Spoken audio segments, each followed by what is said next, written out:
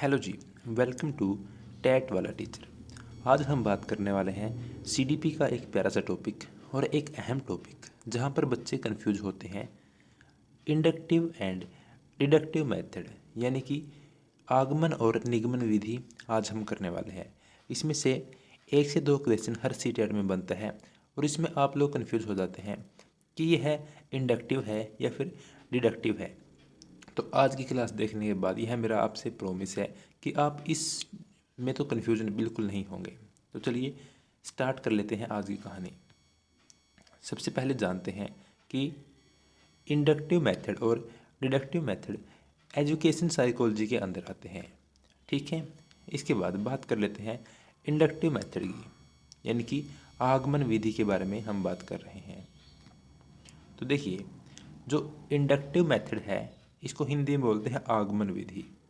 ठीक है, और यह है ज्ञात से अज्ञात की ओर है। अभी कंफ्यूज नहीं होना है कि वही वर्ड्स दोबारा आ गई कि ज्ञात अज्ञात मूर्त अमूर्त। बिल्कुल आपको समझाते हुए चलेंगे।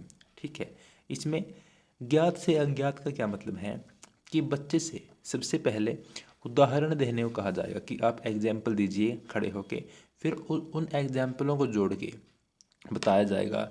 बच्चे से कहेंगे कि चलिए आपकी फेवरेट मिठाई कौन सी है, ये है। आपके पापा का नाम क्या है, ये है।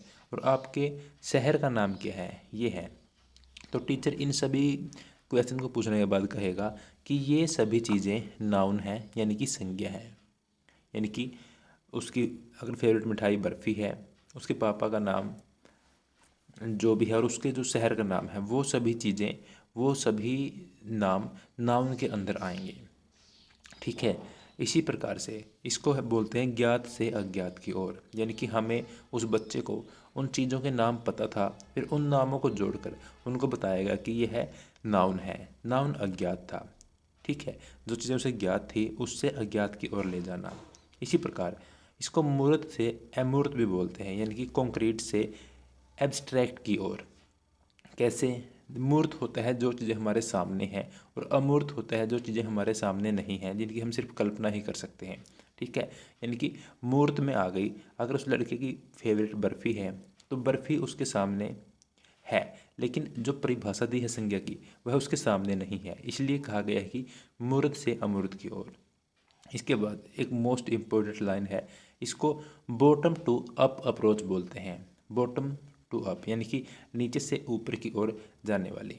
ठीक है, यह आपको ध्यान रखना है कि जो जो उसे बच्चे को ज्ञात था, जो परिभाषा, जो उसको नाम पता थे, चीज़ें पता थी, उससे लेकर परिभाषा की ओर जाना, यानी कि ऊपर की ओर जाना, बॉटम से अप अप्रोच इसको बोलते हैं। आप इसको कैसे भी कनेक्ट कर सकते हैं। उदाहरण से नियम की ओर हम डिस्कस कर चुके हैं कि बच्चे को उदाहरण देकर नियम की ओर लेकर जाना, परिभाषा की ओर लेकर जाना, इसके अंतर्गत आता है। अब देखिए, जो आगे अभी लाइन आएगी विशिष्ट से सामान्य की ओर, इसमें बच्चे काफ़ी कंफ्यूज होते हैं कि यह विशिष्ट से सामान्य कैसे हो गया सर। सामान्य उदाहरण है या सामान्य परिभाषा है, यह कैसे होगा? तो देखिए, सामान्य क्या है? सामान्य तो जो इसकी परिभाषा है वह सामान्य है, क्योंकि परिभाषा सभी जगह एक जैसी मिलेगी आपको। आप कहीं से भी हैं, जैसे नाउन की परिभाषा एक ही है, वह सबके लिए एक जैसी है, सामान्य है। लेकिन जो आपने उदाहरण दिए हैं, जो बच्चे ने कहा है कि मेरी फेवरेट बर्फ़ी थी, मेरे पापा का नाम रमेश कुमार है और मेरे शहर का नाम दिल्ली है, तो फिर ये चीज़ें स्पेसिफिक हो गई, विशिष्ट हो गई। इसी कारण इसको विशिष्ट से सामान्य की ओर बोलते हैं। अब इसमें कंफ्यूज बिल्कुल भी नहीं होना है। इसके बाद जो यह प्रणाली है, तो यह डाइवर्जेंट थिंकिंग और एक्टिविटी को प्रमोट करती है। कैसे? कि बच्चे से पहले पूछा गया कि ये बताएं, बच्चे की जो थिंकिंग है वो अब्रॉड हुई। ठीक है, और अरस्तु के द्वारा यह प्रणाली दी गई है। इसके बाद यह लर्निंग बाय डूइंग को प्रमोट करती है कि करके सीखना इस विधि के अंतर्गत आता है। इसके बाद जो प्रारंभिक लेवल है, पीआरटी लेवल है बच्चों का, छोटे बच्चे हैं, उनके लिए यह काफ़ी लाभकारी होती है। हालांकि जो बड़े बच्चे हैं उनके लिए कम लाभकारी है, वो भी कैसे, वो भी डिस्कस करेंगे। जो छोटे बच्चे हैं उनको चीज़ों से जोड़कर सिखाना इसके अंतर्गत आता है, तो यह काफ़ी लाभकारी है। इसके लाभ भी हैं और इसकी कुछ हानियाँ भी हैं। हानियाँ क्या होंगी उसकी भी बात करेंगे। और बच्चों से उदाहरण देकर कहना इसके अंतर्गत आता है। यह टाइम कंज्यूमिंग मेथड है। यह इसका एक हम इसको लॉस भी बोल सकते हैं, इसका नुकसान भी हम इसको कह सकते हैं कि यह टाइम लेने वाली मेथड है। कैसे? जैसे पहले बच्चों से नाम पूछे कि आप बताएं, वे बच्चे ने सोच कर बताया, तो इसमें टाइम काफ़ी लग जाता है। और यह ओपन एंडेड क्वेश्चन को प्रमोट करती है कि बच्चे से ओपन एंडेड क्वेश्चन पूछे जाएं। तो ये थी इंडक्टिव मेथड। और अब आ गई डिडक्टिव मेथड। इसको निगमन विधि बोलते हैं। अच्छा, आपको नाम में कंफ्यूज नहीं होना है कि कौन सी इंडक्टिव है।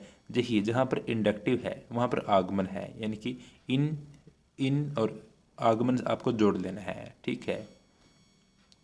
डिडक्टिव निगमन है, ठीक है। जहाँ पर डी वर्ड आ गया वहाँ पर आपको न पता है कि इसका अर्थ कई जगह ऐसा ही होता है। और इंडक्टिव में आगमन, ठीक है। आप अपने हिसाब से भी इसको जोड़ सकते हैं, बाकी यह बेस्ट है। अब देखिए, यह अज्ञात से ज्ञात की ओर होता है। इसमें पहले परिभाषा बताई जाती है कि ये फॉर्मूला है, ये डेफिनेशन है, और इससे अब आपके सामने उदाहरण दिए जाएंगे। या इंडक्टिव की अपोजिट इसको हम कह सकते हैं परिभाषा से प्रश्न की ओर, कि पहले बताया गया कि संज्ञा नाउन किसे कहते हैं, उसके बाद उदाहरण दिए गए। इसी कारण इसको अमूर्त से मूर्त की ओर कहते हैं कि जो हमें पता नहीं था, जो हमारे सामने नहीं था, परिभाषा हमारे सामने नहीं थी, उससे शुरू करके जो हमारे सामने है उसकी ओर लेकर आना। इसको टॉप डाउन अप्रोच बोलते हैं कि टॉप में क्या थी, टॉप में डेफिनेशन परिभाषा थी, उससे नीचे लेके आना, उदाहरण की ओर लेके आना। और यह सामान्य से विशिष्ट है। जैसे हम डिस्कस कर चुके हैं कि जो एग्जाम्पल है, जो परिभाषा है वह सामान्य है, और जो एग्जाम्पल है वह विशिष्ट है। और अरस्तु के द्वारा दी गई प्रणाली है यह। दोनों जो मेथड हैं वह अरस्तु के द्वारा ही दिए गए हैं। और यह अभिसारी चिंतन को प्रमोट करती है, यानी कि कन्वर्जन थिंकिंग को प्रमोट करती है। और मैथ्स, ग्रामर और साइंस में ये यूज की जाती हैं, यानी कि जहाँ जहाँ पर डेफिनेशन यूज की जाती हैं तो वहाँ पर इनका यूज अधिक होता है। और संज्ञा की परिभाषा देकर उदाहरण की ओर आना इसके अंतर्गत होता है। संज्ञा यानी कि किसी भी टॉपिक की पहले उसकी डेफिनेशन दी जाएगी, उसके बाद उसके एग्जाम्पल्स की ओर आया जाएगा डिडक्टिव मेथड में। इसके बाद जैसे मैथ में पहले बोर्ड मास का फॉर्मूला बता दिया कि ऐसे बोर्ड मास काम करेगा। पहले ब्रैकेट ओपन होगी, फिर ऑफ, फिर डिवाइड, फिर मल्टीपल, फिर ऐड और फिर सब्सट्रैक्ट। इस प्रकार बता के फिर सवाल को हल किया गया, ठीक है। और यह रट्टा प्रणाली को ही एक प्रकार से प्रमोट करती है, क्योंकि हमें पता नहीं कि फॉर्मूला कैसे बना है बोर्ड मास का, हमने इसको डायरेक्ट रटा, उसके बाद से सवाल निकाले, क्वेश्चन निकाले। और यह क्लोज एंडेड क्वेश्चन को प्रमोट करती है।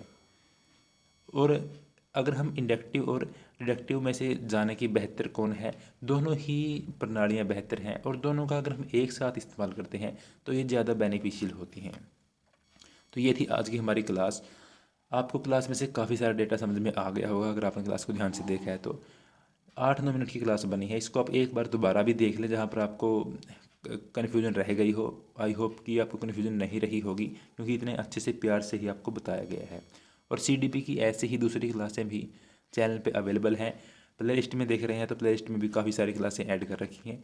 और अगर आपको इसकी PDF चाहिए, यही PDF 2 पेज की है जो, वह आपको मिल जाएगी टेलीग्राम पे। टैट वाला टीचर नाम से ही हमारा टेलीग्राम है, और डिस्क्रिप्शन बॉक्स में उसका लिंक भी मिल जाएगा। डायरेक्ट वहाँ पर जाएँ और बिल्कुल फ्री में PDF जाकर ले लें। तैयारी करते रहें। हमारा लक्ष्य यही है कि आपका CTET अब की बार में पास हो जाए, यही हमारा टैट वाला टीचर का लक्ष्य है। तो बने रहें। अगर कंटेंट आपको अच्छा लगा है तो चैनल से सब्सक्राइब करके जुड़ सकते हैं। मिलते हैं अगली क्लास में। Thank you so much.